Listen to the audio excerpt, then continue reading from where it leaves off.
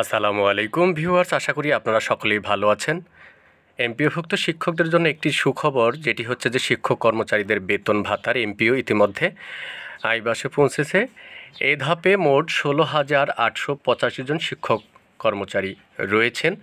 তো আমরা বিস্তারিত দেখি যে এমপিওভুক্ত শিক্ষকদের আইবাস double plus software electronics fund ট্রান্সফারের যে ডিসেম্বরের পঞ্চম ধাপের প্রস্তাব অনুমোদন হয়েছে। ইতিমধ্যে শিক্ষক কর্মচারীদের বেতন ভাতার এমপিও ইতিমধ্যে আইবাসে পৌঁছেছে।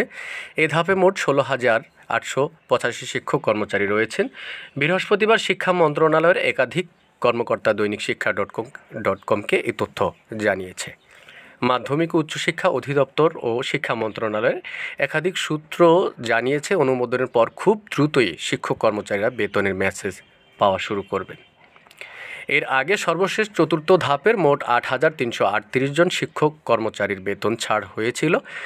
তাদের মধ্যে স্কুলের 6,380 জন ও কলেজের 1,858 জন। তার আগে তৃতীয় ধাপে স্কুল কলেজের মোট 84,776 জন শিক্ষক কর্মচারীর অ্যাকাউন্টে টাকা গেছে। তাদের মধ্যে স্কুলের 65,683 জন ও কলেজের 19,093 জন শিক্ষক কর্মচারী রয়েছেন। প্রসঙ্গত, সরকারি শিক্ষক কর্মকর্তা কর্মচারীরা ইএফটির মাধ্যমে বেতন ভাতা পান।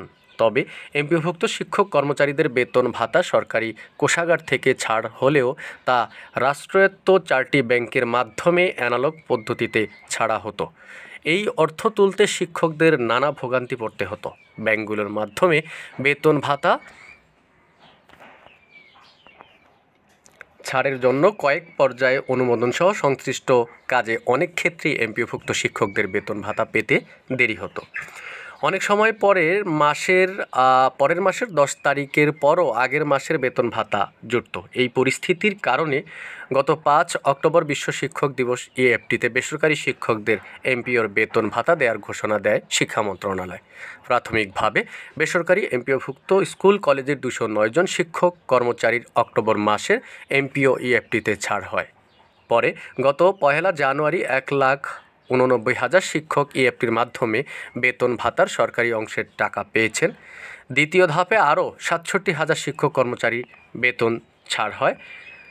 বেসরকারি স্কুল কলেজের 3,80,000 শিক্ষক কর্মচারীর মধ্যে 2,89,000 শিক্ষক কর্মচারীর তথ্য যাচাই করে মাওসি অধিদপ্তর।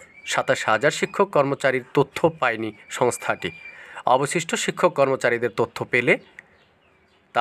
পেলেও তাতে ত্রুটি থাকায় সেগুলো সংশোধন করার প্রক্রিয়া চলছে বলে জানা গেছে।